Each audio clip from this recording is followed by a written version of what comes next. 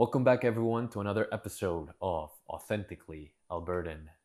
Today, I'm here in Grande Prairie, joined by Sam. Sam, she's a tattoo artist. How are you? I'm great. How are you? Good. I'm Good. happy to be here. Glad to be here in Grande Prairie. First day, and already had a great time. Awesome. Looking forward to this interview. Sam, tell us more about yourself. You are a tattoo artist. hmm Do you work out of a studio? Yes, I work out of Electric Art Studio. Okay. Yeah, and I've been there for about 10 years, almost 10 years now. 10 years. Yeah. Wow. How has it how has the tattoo culture shifted in those 10 years? What have you noticed about it? There's been a lot of big shifts. When I first started, it was quite busy. There wasn't as many shops in town. Hmm. And COVID was an interesting time for us because we were shut down for a while. So that was an interesting little time frame in the world. And recently, things have slowed down a little bit for, I think, the majority of artists in town. There's a lot of shops and, the economy and things, but we're staying busy. We're doing good. Do you feel that everyone is getting a tattoo now? I think, yeah, I think the trend is most people are getting tattoos. I have friends with kids in high school, and even high school kids are getting lots of I was tattoos. shocked to learn that this morning. Yeah. Yeah, it's way more common than it was when I was in high school, that's for sure. Exactly. Yeah, yeah, yeah. If you weren't a tattoo artist, what do you think you'd be doing right now? I spent a lot of time in the beauty industry. I was a Okay. hairdresser and a makeup artist for a long time, Wow. so I would probably still be doing that. Just a full combo on top of tattoo, and you can also get your hair dressed and Yeah, everything. yeah, make Nice. you all beautiful. Yeah. Do you still practice it? Not really, other than just occasionally for friends and things like that, but not really. I don't have time much for that. Yeah, Yeah. yeah, you require a lot. Well, I imagine you require a lot of precision that comes with tattoo work as well. Yes. Yeah. Yeah. Yeah. Steady hand for sure. A lot of concentration, a lot of dedication for sure to the craft. Where can we find you when you're not in the tattoo studio? On my motorcycle when Oh, it's that's summer. awesome. Yeah. Yeah? Yeah. On my motorcycle as much as I can in the summer when it's not raining You out. gotta enjoy it. Yeah. Yeah, especially Uh, in Alberta with those winters that we get. oh man, they're long. They're long. So I'm usually itching by the time it's ready. And I'm pretty crafty, so I like to do a lot of like I crochet and I paint and do all kinds of crafty Staying things. creative. Yeah. Yeah, yeah. Yeah. But that's interesting that you're still creative and that you still spend time, working that side of the brain. hmm Did you have any family that was involved in tattooing in the creative Yeah. field I, beforehand? I feel like most of my family is creative. Like my grandfather was, he was a carpenter, but he also painted and Right. did a lot of things. My grandma was also creative, a lot of like crafts and things like that. I had an uncle who was a professional artist for a little while. He sold paintings kind of all around the world. And so, yeah, I come from a very creative family. So it's been in the blood then. Yes, for sure. When it came to uh, doing tattoo work, what got you into it? Um, it had always been a goal of mine. After high school, I went to art school for a year with Hmm. the intention of being an artist. And when I first moved to Grande Prairie here, I was working in a tattoo shop. It wasn't the greatest experience, so I kind of left that for a little while. And then, um, yeah, eventually, I was in the beauty industry and I was working in a shop that had a tattoo studio in it. And so that kind of reignited that fire in me, and the rest is history. Nice. Yeah. Yeah. So you went to art school for a year? Yeah. And how did that experience come back when you were tattooing and all that? There's a lot of great knowledge. Like color theory is a huge thing. How to design things to fit bodies, um, you know, all that stuff has really come in handy. Drawing, obviously, big Right. drawing Yeah, yeah, skills. yeah. Yeah, painting, all that stuff has kind of influenced my art I imagine they teach you a lot of patience with yourself as well. for sure. Yeah, when it comes down to the accuracy hmm and then the confidence of your hands, just how when you're holding a machine that just keeps on vibrating all the time hmm and to keep your hands like confirm must take a lot of practice. It does take a lot of practice. Yeah, the first, few tattoos you do, your nerves are, on fire and you're nervous. And so that also comes into play when you're learning, right? You gotta learn to calm yourself down and have a steady hand. Exactly. Do you remember the first tattoo that you gave somebody? Yes, I do. How did Very that go? clearly. It went well. It took me a very long time to do a very small tattoo. What was it? It was a cactar from Okay. Final Fantasy, Mhm. and yeah, I think it took me maybe 6 hours, and it was only about this big. So I've gotten much faster now. Were you a big gamer beforehand, or did they just come to you with an image of like this is Um, Final Fantasy? I just want this on my skin, or did you know it beforehand? I knew it beforehand. Yeah, Okay, yeah, I was familiar with the subject matter for sure. Yeah, that's always good. yeah, Yeah, it's always good to have some background rather for than sure. just the plain image. Yeah. Yeah, I like when people bring me things that I'm also interested in too, so it makes it, more fun and more enjoyable. more passionate, Yeah. right? Yeah. What would you advise someone who's just starting out on their tattooing journey? Draw as much as you possibly can. Really look at other people's work and find things that you like about their work. And sometimes it's helpful to emulate, other artists, because I always say, someone else did it better than you before you. So learn from other people for sure, and know how to take constructive criticism and advice. Be open to people helping you, because that is like it's a big thing. It's a tough job, right? Yeah. So How about when it comes to joining studios when you're first starting out with that apprenticeship? What should you look forward to? What studio suits people best? it's really personal. It depends on the person, right? If you're into video games, then and like anime and cartoons and things, like come to our studio. We're a bunch of nerds. And if you are into, like a different style, something a little more feminine, or like a calm studio, there's studios that are more tailored to those type of people. And definitely look for, welcoming, friendly faces and a very clean environment. Gotcha. Yeah, definitely a lot of things to keep in mind, For sure. but cleanliness should be one of the top things. Definitely, Yeah. definitely. Yeah, that's a big deal. It's impressive how it's all expanded. I'd imagine you could take a look at back when you first started out. Maybe there were fewer tattoo shops here in Grande Prairie, Hmm. but now due to bigger trends, now it's split off into different ones that can sort of specify on which genre you want your tattoo to be, I guess. Yeah, you can really kind of just find a studio that is suited to your personal tastes. And To your passions. yeah, Yeah, exactly. interesting. Yeah, it's fun. When it comes to tattooing, what sort of style do you specify in? I would say I specialize in neo-traditional mainly. I do some traditional. Um, Black and gray is a big thing for me too. Um, I would say that's it. I don't really do like realism or anything like that. That's not really my jam. Hmm. So yeah, I pretty much mainly stick to those styles. What do people ask to get tattooed the most? Which body part and what subject? I guess for you it's more like um, you know, movies or TV or video games for Hmm. that matter. Yeah. Yeah. Well, I'm kind of known for like lady faces and florals, so I get a lot of requests for that. Most body parts are, arms and legs. That's pretty standard for most people. Um, and yeah, just uh, florals are a big thing. They never go out of style. Where do you think someone should get their first tattoo? Which body part? That's a hard one. Take your time.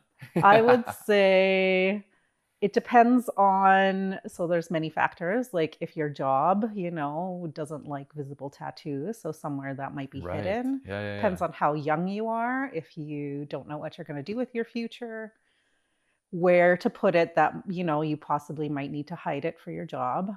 That's a big factor. I like to tell people to, go small and start out with something simple to start out with. See if you can handle the process and Handle the process. yeah, handle the pain.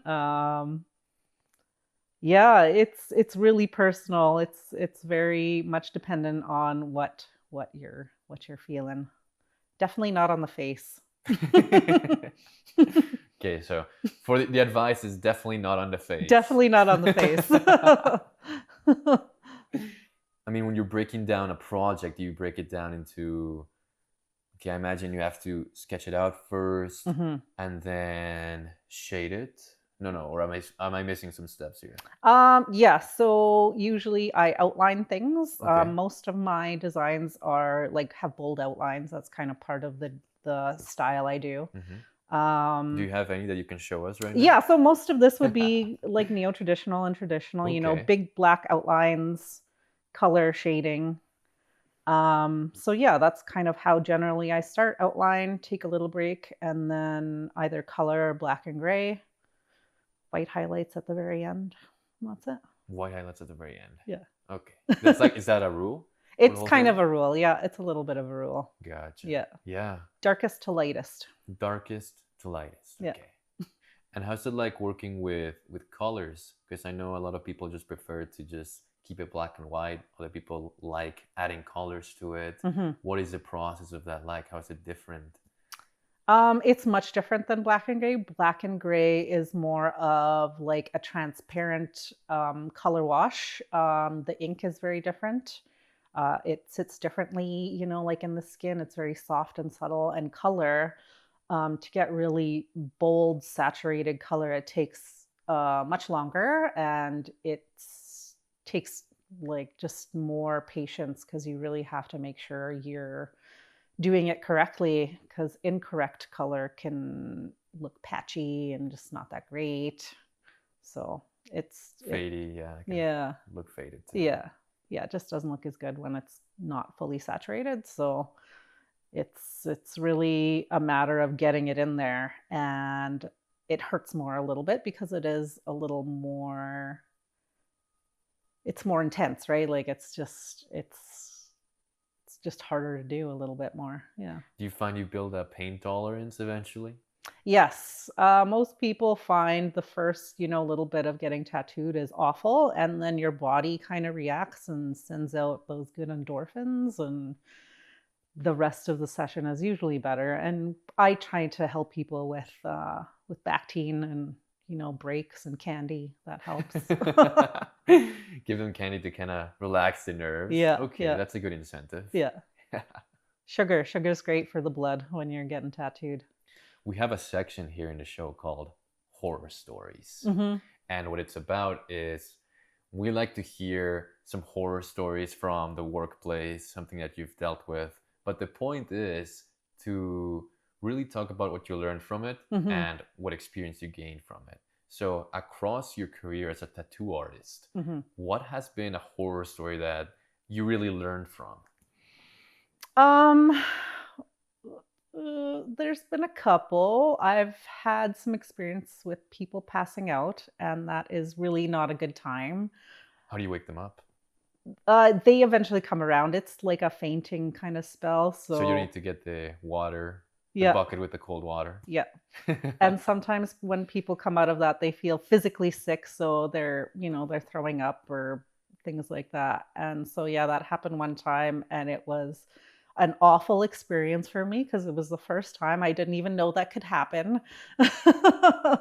Did you have at least like another tattoo artist who was kind of familiar with it? Okay, Yes. well, at least you had someone who had gone through it. Yeah.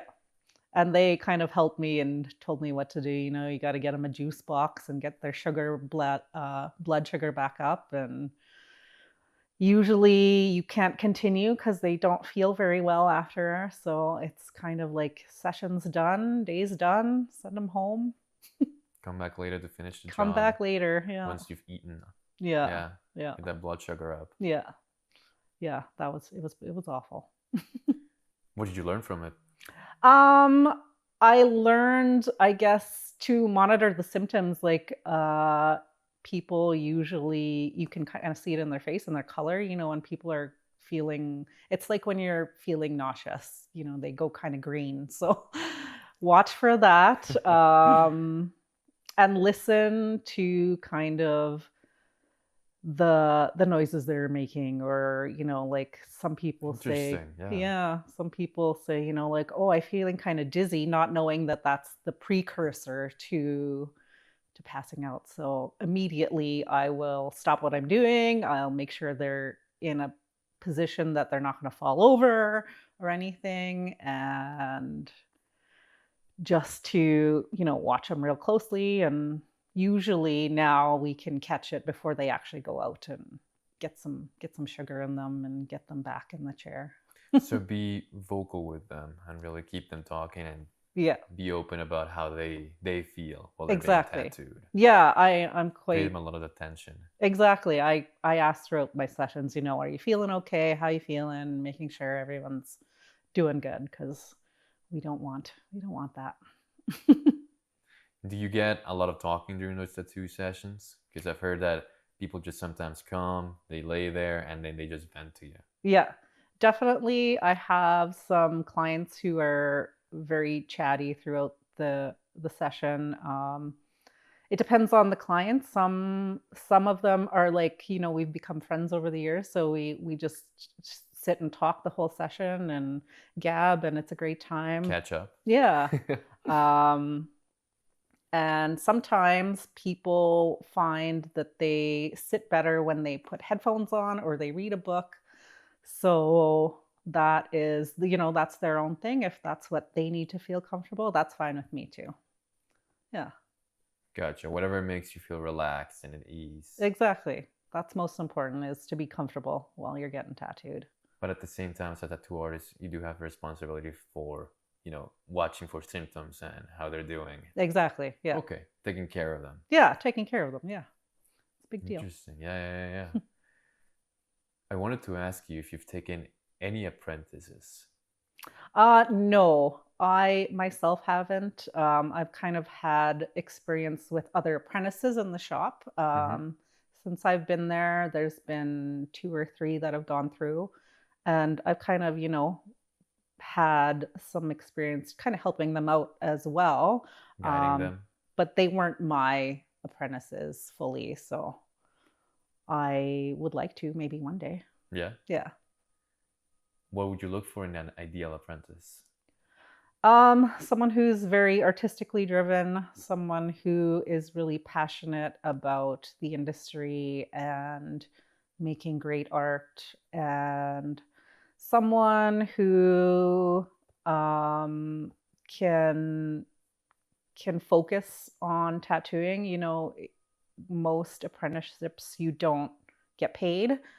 So it's a little bit of like a thing where you have to be able to, support yourself and also spend the time to learn the craft. So right, devote yourself to it, put in the effort. Exactly. And the time, and wow, that's crazy about the apprenticeship. Yeah.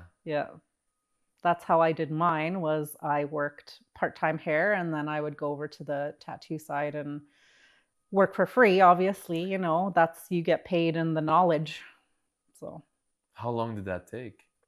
I apprenticed for about 6 months, half and half, and then about 6 months later, I was kind of a full-time artist. Yeah. Interesting. Yeah. Was it an easy transition? It was an easy transition. Yeah. I felt like it was natural for me. I didn't really struggle with jumping over there. So we talked about ideal apprentices, what you would look for in an ideal apprentices.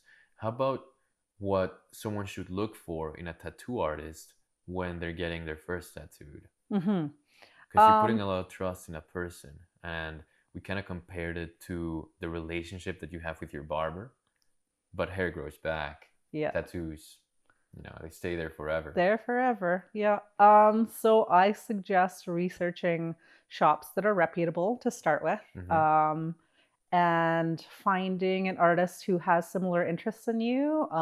And most artists are on social media, so really looking through their previous work, and if you feel like that style is something you vibe with, then contact them.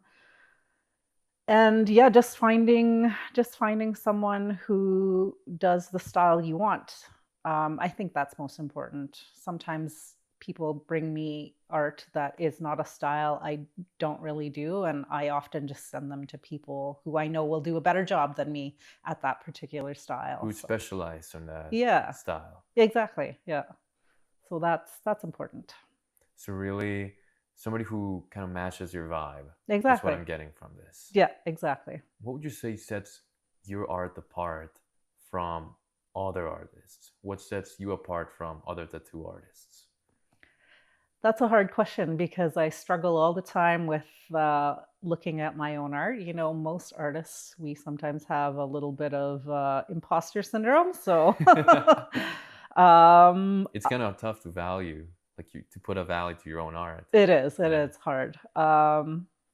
I guess my personal style in things, the way I draw things, is unique to me. So I would say that would be something that would make me stand out. And my sense of humor comes through a lot in a lot of my tattoos. I like to do things that are funny. So I think that also is a kind of marker for me. Gotcha. Yeah, Yeah. That comes through in the art too. it does. Yeah, I can imagine, your different temperament too. exactly. Yeah. Yeah. Yeah, yeah. It is, tattoos are forever, but they don't have to be serious. So have some fun. Yeah, you're right. A lot of people attach different memories to it, different things that different meanings to Mhm. them. Who knows? Maybe when you're feeling down one day, feel a little brighter by looking at that tattoo. Yeah, I got a silly tattoo. It'll brighten your day all day. What would you say is the silliest tattoo you have? That I personally have. Yeah. Um, I have some, like Halloween teeth because I love Halloween. Those are pretty silly. I've got a naked man on my leg. I've got a hot dog. Oh yeah. So yeah, pretty silly tattoos. Pretty crazy, yeah. Yeah. No, that's awesome to hear that. Again, it's not it's not so hardcore with you, it's Mm, not like it's gonna be tough. You can no, have fun with it. exactly. Yeah. It's life's too short to be too serious, right? Yeah. How do you define success as a tattoo artist?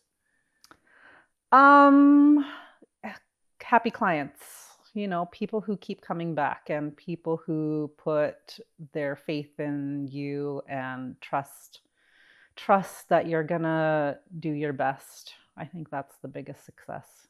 People who keep coming back, and you build really great relationships over an amount of time, and that is like the biggest value for me.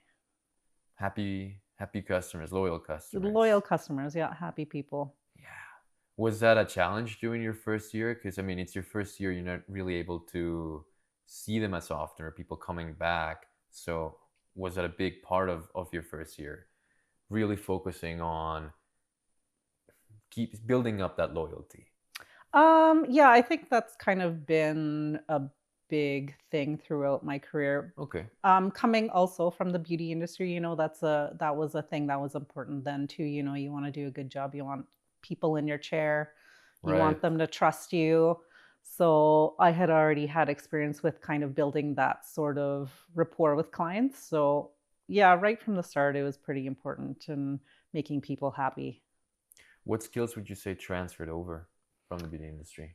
Um, Again, the people skills, meeting new people for the first time and having, their skin or their hair in your hands, that's a big deal. So that was a thing that transferred right away. And I guess the time management, hair, you're on a schedule, tattoo, you're on a schedule. Different schedules, Different different schedules, but time. Yeah, yeah, but still on a schedule. yeah. And a budget as well, And a too. budget. Yeah. So making magic happen in a certain amount of time. That's right. That's right. Yeah. I mean, people do crazy stuff with hair. People do crazy stuff with tattoos. Yeah, yeah. And they, you want to keep it on budget. I have a game I designed for this interview, Hmm. and it relies on different situations that you might encounter Hmm. on the on your career as a tattoo artist. Hmm. So I'm gonna read them out to you, Okay. and you're gonna let me know if the client should get the tattoo done or should give it a second thought, think it over, see if maybe a better idea pops up later down the line. So should it be tattooed or should they think it over? Name of a current relationship. Oh, think it over. Think it over. It's a kiss of death. A hyper-realistic portrait of a celebrity's face. Think it over. Think it over. Mhm. How so? People get obsessed with celebrities, and those obsessions can be temporary. Unless you're really, really dedicated to that person, then yeah, think it over. A tattoo in Comic Sans font. Get it. Yeah? Yeah. That sounds fun. Chinese or Japanese writings done with Google Translate. Oh, think it over. Yeah? You feel like they gotta reach out, get better sources than Google Get Translate? better sources for sure. And finally, a brand logo. Oh, think it over. Yeah? Think it over. Yeah. Have you had cases where people come to you to get brand logos tattooed? Yes. How has that experience been like? It was interesting. Usually they're people you don't really see again. It's just kind of a one and done tattoo. Sometimes there's humor behind it, but most often than not, it's a client you're not really going to see again, and they're pretty set on this very simple design. Very specific brand logo. Brand logo, yeah. You have to really love that brand. They should be paying you. It's free I know, advertising yeah. for them. I should get sponsored by these brands. I mean, to anyone who gets a brand tattoo, I feel like they're not earning the potential capital there. No. Yeah, no, And but it is crazy. There's just no creativity to that either, right? You're right. Yeah. Yeah. Because you just see it all around. You see it in different styles of clothing and logos as you walk down the street, paper bags even. Yeah. Yeah. Yeah. No fun in that.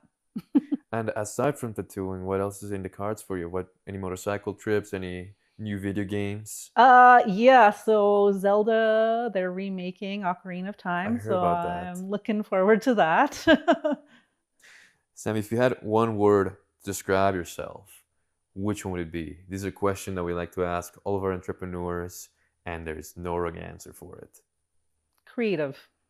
Creative? Yeah. Yeah. Yeah, definitely with your tattoo work and even beyond that. Mm-hmm. Beyond that, I can definitely see it. Mm-hmm.